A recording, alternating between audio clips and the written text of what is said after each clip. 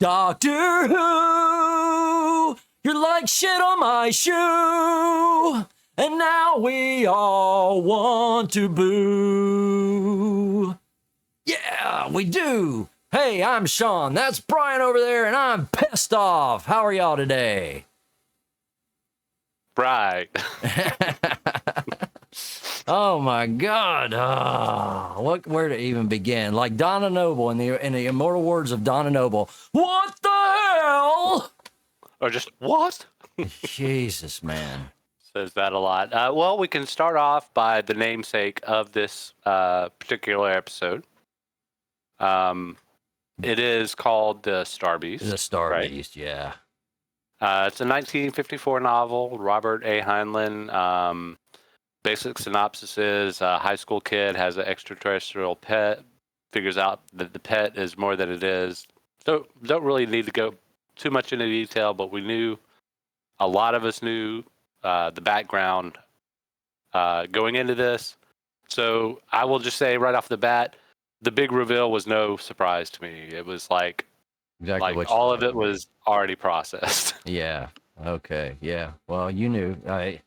See, I didn't even have that going in. Before we go any further, though, let me get this out of the way real quick. Please hit that subscribe button, hit that like button. This is a special edition of the podcast. This is not our podcast. This is just a fucking in-your-face quickie, a little squirt. That's it. You know, this is one of those things where you just have to get out there and get your something said about something while it's topical type thing. Right. Get it while it's hot. Yeah, got to get it while it's hot because we only record once a week, so it's not like we're doing 3 or 4 times a week yet. Right. Yeah. So, yeah, now that that's out of the way, the sad part about it is, before I just talk about the ridiculous shit, is I actually enjoyed much of the episode, especially at the very beginning, before it got into the shit. There were some very funny parts. Yeah. And it felt very, very like Doctor Who of 2005. Yeah. I before we get into everything, I came into this, I'm wondering if you were a little less lost than me. Was there any history that you were familiar with Jason or Rose? Or was that all just kind of like background thrown in? I know the doctor came back and was able to see some parts of Donna living her life. They probably have brought up Jason at some point. I don't know, because she had a totally different looking dude. If it's the same guy, it's a different actor. Right. Okay. It seems like it may have been in. I don't know. To honestly say, I don't know, because I should have said Jason / Rose. Yeah, Rose is definitely thrown in there. Right. You may be thinking of Sean, her husband. Yeah, right? Sean. That's who I'm thinking of. Yeah. Yeah. So that's who the fuck was Jason? That was her new husband? No, Sean was Rose's dead name. Because she's trans. Right. Yeah. Fucking. Anyway, don't even care that she's trans. That's not even the issue. It's this fucking heavy-handed bullshit with. We had Chris Chibnall. We were rid of Chris Chibnall. We all rejoiced. We got Russell T. Davies back. And now we're all like, what the fuck? This is just like, if not worse, than Chris Chibnall. What is going on with these people, man? And I have to ask myself, is this Disney? Is this a Disney thing? Is this just where these people's heads are at? Do they get some kind of memo that tells them to talk about topical things like wheelchairs and handicappable people? Because it's just weird that all of a sudden you have this thing with Davros, right? Can't have Davros in the wheelchair. Now all of a sudden we got this new scientific advisor of unit, like the 57th scientific advisor of unit, right? In a wheelchair. Scientific advisor number 1,800,000. Blah yeah. blah blah blah. And you want to talk about handicappable? She has rocket launchers and shit. Yeah. I mean, who in fucking Russell T. Davies' lives is in a wheelchair and has traumatized? Like, there's something going on with him and somebody in a wheelchair. But then okay, so maybe it's not just him, and that's why I said about this memo. Do they get this memo that tells them what they need to talk about or something like that? So in their secret organization,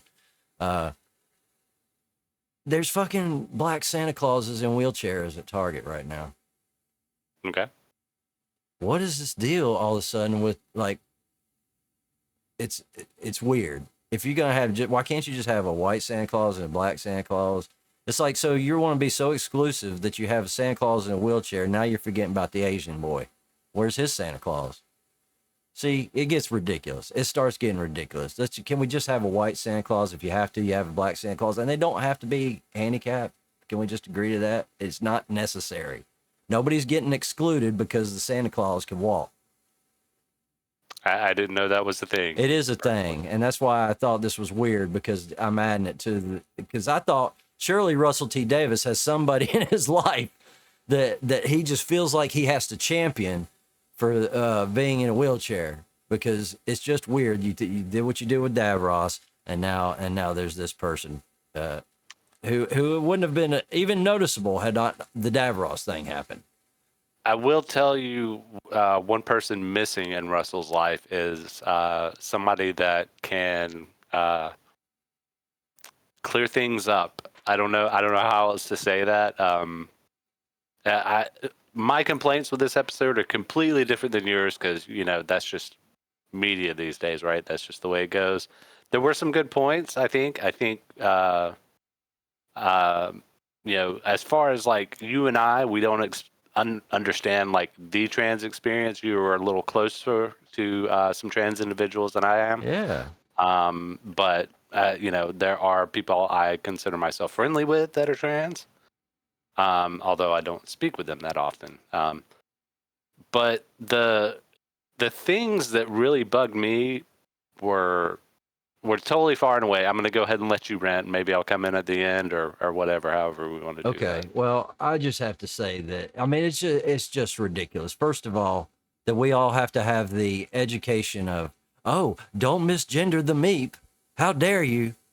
And the doctor's like, oh yeah, you're right. And it's like, there's another one. That's one of these things that they just feel like they have to interject in there. They have to educate the public. You have to start asking people what their, preferred pronoun is. It was a little odd to see that bumped up against like the doctor, because it's always the doctor, right? Yeah.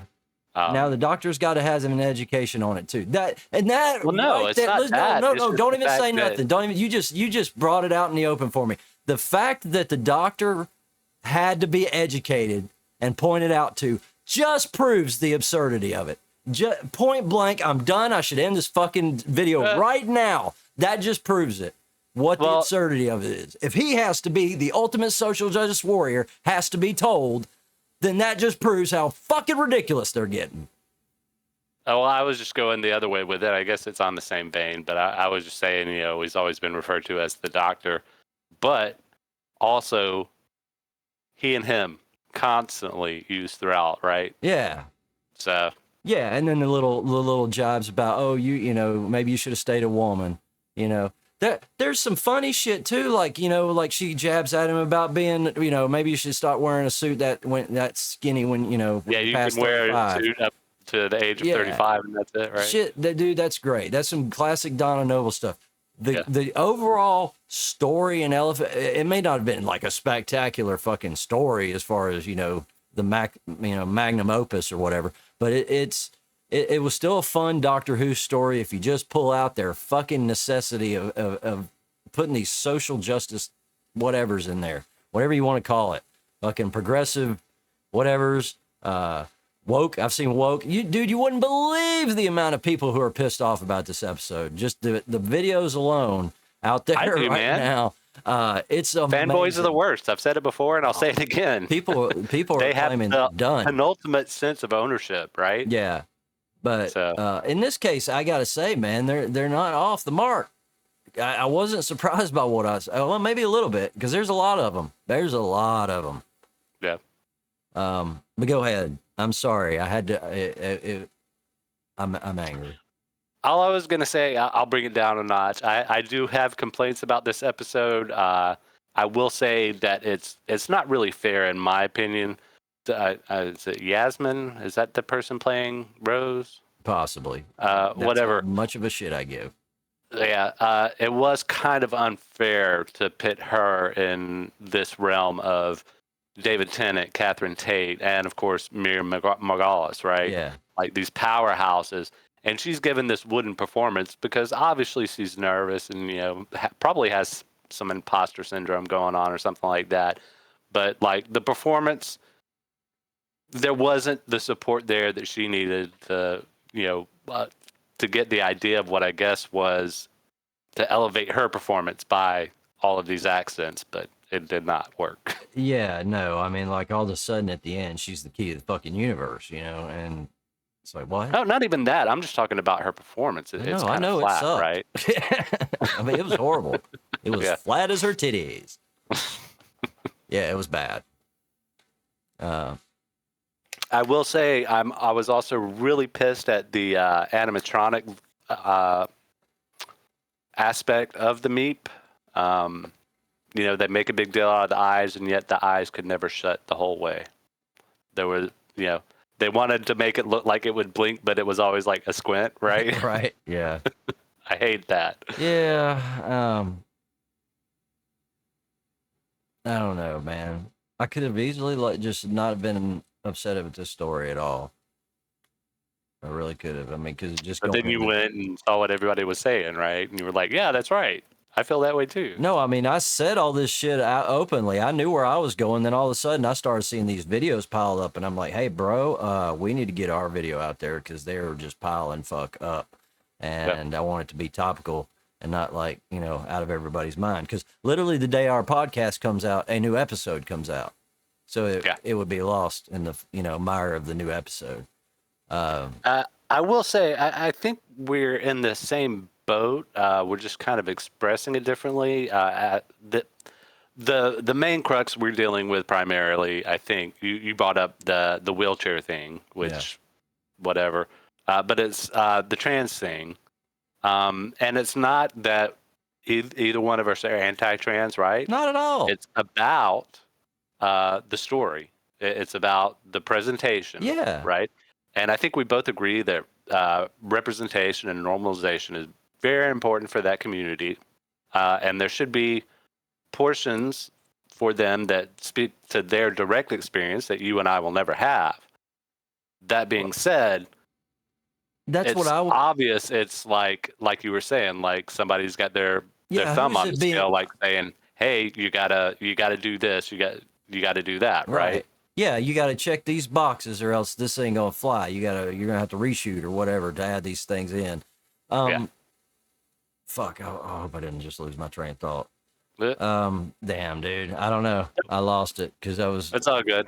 Maybe it'll come back. I do have another complaint.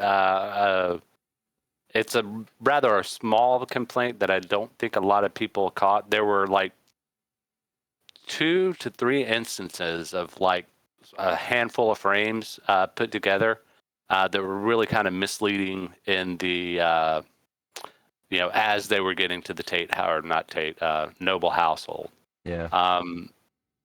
Where it was not clear as to whether or not these stun guns that the aliens had were actually doing damage, and also as to whether or not they. Obviously they were wearing armor and that was supposedly deflecting bullets, but there were a couple of shots where it looked like they got shot in the face or something. Yeah. So I don't know. To me, it was a hot mess. There were some great parts, but there were, there should have been somebody with some oversight saying, "Hey, look at this," right? Yeah. No, basically what I forgot and was going to say is that, you said we don't dislike trans or anybody in a wheelchair. That's absolutely true. It has nothing to do with that shit. Though, I know what it was. I know exactly what I was going to say. Because I kept wanting to ask the question, who the fuck is this made for? Yeah. I mean, honestly, that's what you have to ask yourself. Because if they're trying to win a huge audience, which in this day and age is very hard to do, the days of having 20 million people watching your show are over. Unless you're just like, you're going to be 1 in a million if you get that kind of those kind of numbers nowadays. So I don't understand what their motivation is if it's just not purely some kind of just agenda. You know, why Well, would let me you break just it be down shooting for you. yourself in the foot?